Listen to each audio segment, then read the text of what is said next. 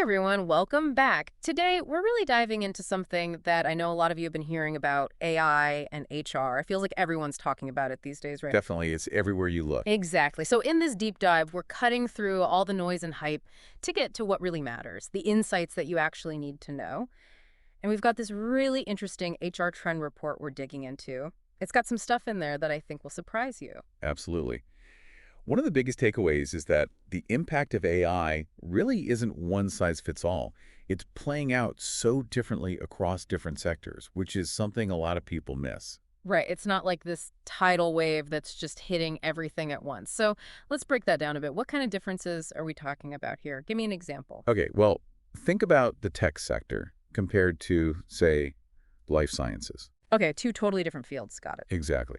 So the report says that about 32%, pretty significant chunk of jobs in tech, face potential disruption because of AI. But then you look at life sciences, and that number plummets to just 23%. Big difference. That is a huge difference. So why is that? What makes the tech sector, at least according to this report, so much more vulnerable to AI? It really comes down to what the work actually involves. Hmm. AI, right now at least, is really good at things like automation and data analysis. Think crunching huge data sets, finding patterns, optimizing processes. And those things happen to be core parts of a lot of tech jobs. So it's like AI is this wave, like you said, but the tech sector is the part of the beach it's hitting first. That's a great way to put it. Life sciences are still affected, Hmm. definitely, but they're a little further up the shore. Interesting. So for those of us in those beachfront industries like tech, adapting quickly is critical. And that's where I think the whole upskilling thing comes in. Is it really the magic solution everyone's saying it is? It can be, but it's more nuanced than just telling people to go learn AI. It's about targeted upskilling. Right. So not just learning to code or whatever. Exactly. And this is where things get really cool. We're seeing this move towards what they're calling skills ontologies. Okay, you're going to have to explain that one. Skills ontologies sounds pretty high tech. What is that? So picture this. Mm-hmm. AI that can actually map your skills, like what you're good at right now, and then use all this data to basically create a personalized roadmap of the skills you'll need in the future. So like a personalized career GPS, but powered by AI. That's wild. So it's not just about learning a new software, it's about understanding the skills you need to succeed as AI becomes more integrated into everything. That's huge. But is anyone actually using this kind of personalized approach yet? Like, does the report say if companies are embracing this? It does. And this is where I think there's a bit of a disconnect. So the report says that it went from 71%. That's like the vast majority of employees are actually eager to get training in AI. They know it's important. They want to learn, Makes sense. Got to stay ahead of the curve. for sure. Yeah. But here's the thing. Only about 67% are actually getting that training. Wow. So there's a real gap there. There's clearly a demand for this stuff, but companies aren't quite keeping up. Seems like a real opportunity for companies to get ahead of the game and attract talent. Big time. And that actually leads us perfectly into some real-world examples of companies who are tackling this head-on.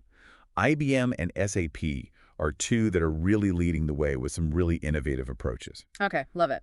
Let's get into the nitty-gritty of what they're doing. Let's start with IBM. What's their strategy? So they've got this two-pronged approach, which I think is smart.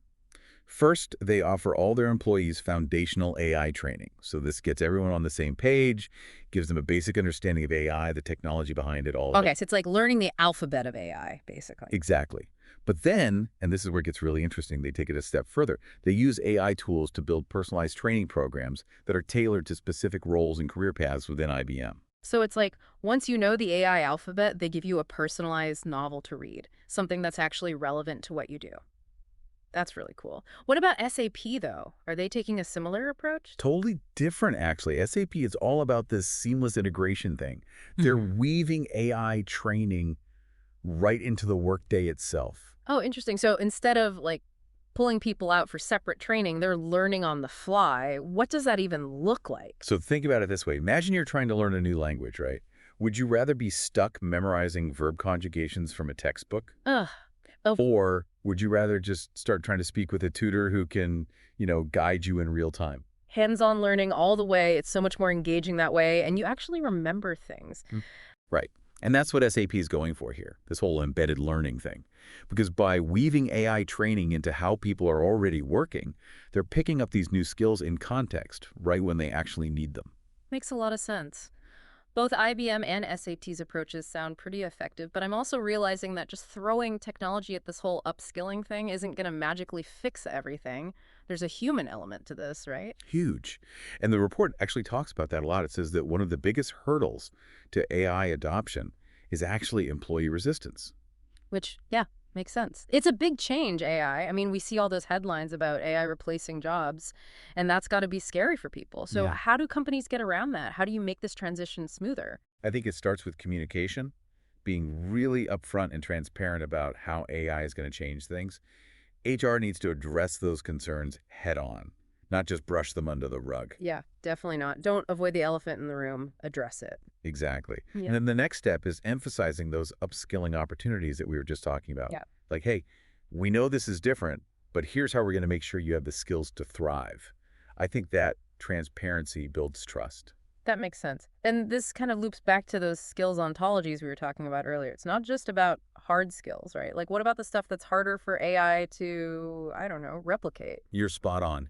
Even in this whole AI future, those uniquely human skills like critical thinking, emotional intelligence, being able to adapt quickly, those are going to be more valuable than ever. So AI can crunch numbers and automate tasks, sure, but it's still going to be humans who have to interpret that data, use their judgment, and deal with like the messy reality of working with other people. Exactly. AI can augment our capabilities, make us more efficient, but it can't just like become us. Yeah. And that's something I think some companies miss, that human touch is still going to be crucial. So it almost sounds like the companies that are really going to thrive, that are going to make it in this whole AI future, aren't the ones trying to replace people with AI, but the ones who figure out how to make them work together. 100%. It's all about that synergy, right? Where Yeah. AI is augmenting what humans can do, not trying to like make us obsolete or something. And that actually makes me think of a really interesting question for, well, anyone listening to this right now. Ooh, I like where this is going. Hit us with it. What's the question everyone needs to be asking themselves right now? Okay, so think about this. If AI could design like the perfect job training program just for you, what would that even look like? Ooh, that's good. Would it be like hyper-personalized? Would it be gamified?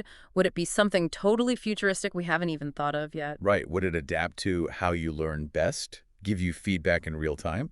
I don't know the answer, but it's something to think about. Totally. It's a great question to keep in mind. And honestly, I think that's a perfect place to wrap things up for today. We've covered a ton of ground. We talked about how AI's impact is different across industries, those fascinating skills ontologies. Don't forget about those. Right. And of course, how companies like IBM and SAP are already using AI for some really creative upskilling programs. All happening right now. And it's only going to get more, well, interesting from here. Exactly. But for anyone listening who wants to go even deeper, and I know some of you are out there, we'll have links to all the research and articles we talked about in the show notes. Don't be afraid to geek out a little. And remember, the future of work, it's not like this one and done thing. It's a journey. So stay curious, stay informed, and maybe most importantly, stay adaptable. That's the key. Couldn't have said it better myself. Thanks for joining us for this deep dive. It's been a blast. Thanks for having me. Always fun to chat about this stuff. And to everyone listening, until next time, keep learning and keep exploring.